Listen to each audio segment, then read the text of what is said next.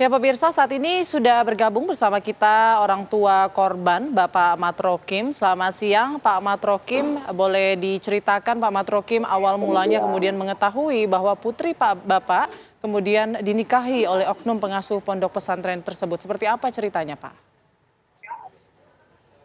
Ceritanya itu kan saya agak jauh dari rumahnya pelaku itu.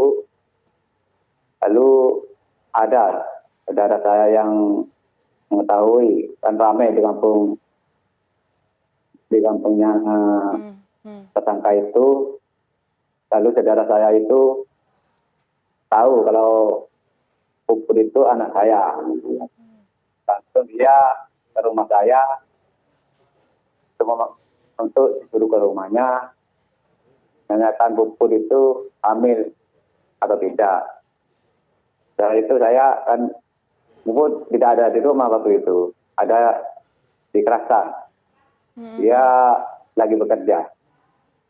Setelah itu saya menyuruh saudara saya itu untuk menjemput anak saya. Lalu ditanya, katanya ya benar kalau dia sudah dinikahi sama pelaku. Oke. Pak, Bapak mengetahui Ya. kondisi tersebut, kejadian tersebut itu setelah berapa bulan Pak pernikahannya? Atau setelah berapa lama Pak? Ya, saya kira-kira juga rame baru ya bulan ini tahunya saya. Baik, Sudah ramai itu. baik. Lalu pada saat menemui anak Bapak, benarkah kemudian Iya. seperti yang disampaikan oleh warga-warga di sekitar sana bahwa memang anak Bapak hamil atau tidak saat itu? Tidak, alhamdulillah tidak. Saya tidak hamil. Oke, baik. Tapi apakah mungkin ada cerita, Iya. Pak, dari anak Bapak, kemudian dia mungkin ada pemaksaan atau seperti apa ceritanya setelah Bapak bertemu dengan putri Bapak? Kalau saya tanyakan pada anak saya, ternyata dia tidak mau. Awalnya dia tidak mau. Di telepon, dia di WA, dia tidak mau. Terus-terusan begitu sampai anak saya itu mau Oke. dinikahi sama Eri itu. Oke, Pak, tapi sempat Ya. tanya nggak sih Pak ke anak Bapak? Mungkin anak Bapak Ya. sempat ingin izin terlebih dahulu ke Bapak sebelum menikah, seperti itu Pak? Atau gimana Pak? Tidak pernah.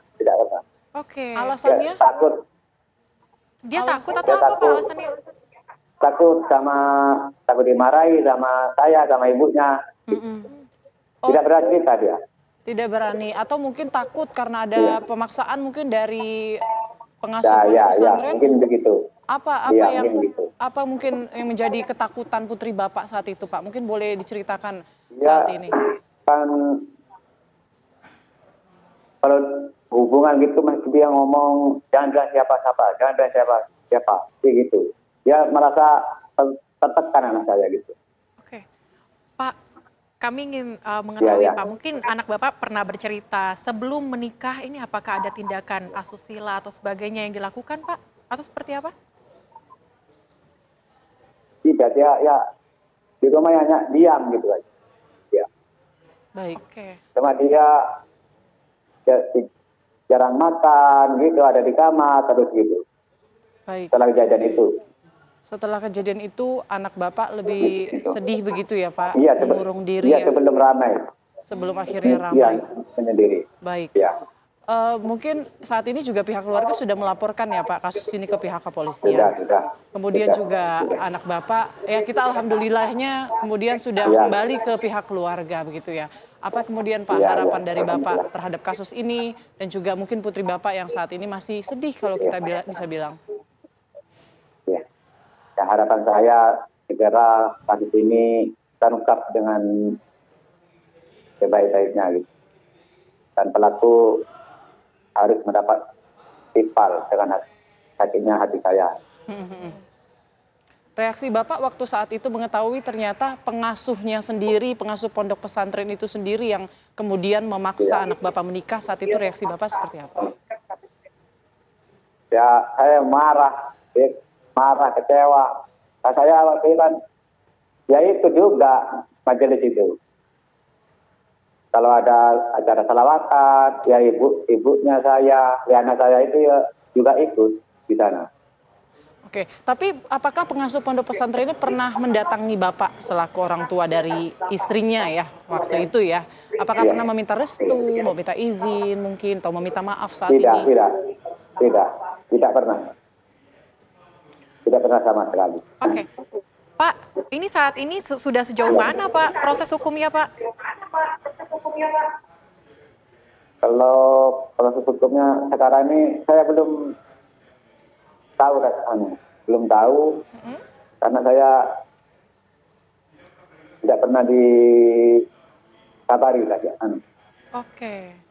Baik, saat ini Putri ada di rumah Pak? Ya, ada di rumah sekarang. Rumah.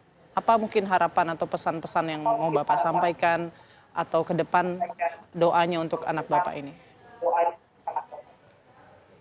Saya dari saya untuk anak saya, semoga ini yang terakhir kalinya anak saya dan diingat itu. Semoga kedepannya lebih baik, jangan sampai terjerumus lagi seperti harapan saya.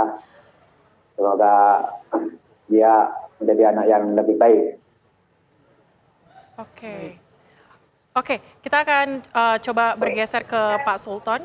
Pak Sultan, kami ingin tahu Pak, kalau dari yang Anda lihat saat ini berarti artinya pernikahan ini dibatalkan ya Pak ya?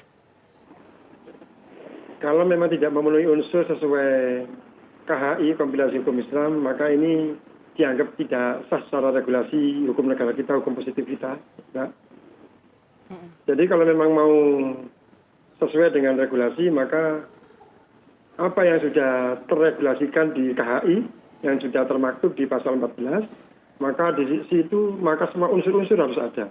Dari 5 unsur yang sudah ditanamkan di pasal 14, dan juga bahkan di situ kalau di bawah umur, di pasal 19 malah dijelaskan di situ, atau bahkan di Undang-Undang Nomor 1 Tahun 74 di pasal 6 ayat 2, 3, 4, 5, 6, bahkan di situ harus ada persetujuan dari orang tua malah yang umur yang belum dari 21 tahun. Baik.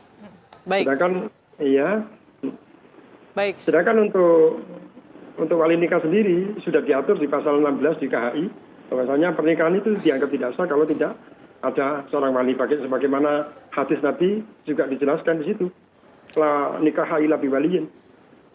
Baik, baik Pak Sultan, tadi juga sudah dikonfirmasi kembali oleh Pak Matrokim bahwasanya anaknya juga tidak hamil, otomatis hukum pernikahan ini tidak sah dan bisa dibatalkan. Terima kasih banyak Pak Sultan, Pak Matrokim telah bergabung bersama kami di Apa Kabar Indonesia Siang. Selamat siang, Assalamualaikum.